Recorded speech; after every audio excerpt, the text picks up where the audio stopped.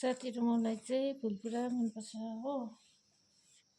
अन्त चाहिँ फुल रोप्दैछु।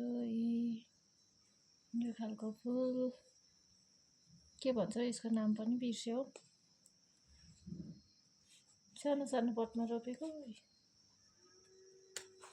के गर्नु है, नरोपी पनि भएको छैन।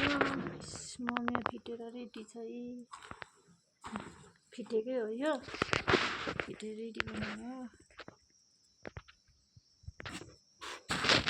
फुल भन्ने कुरा त मलाई मात्रै कहाँ हो र है, सबैलाई मनपर्छ नि। हेर्नुहोस् त,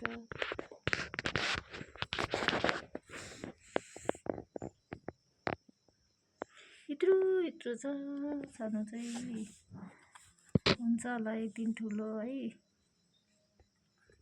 कोही अलिकति ठुलो छ, माथि दिदीकोबाट ल्याएको हो।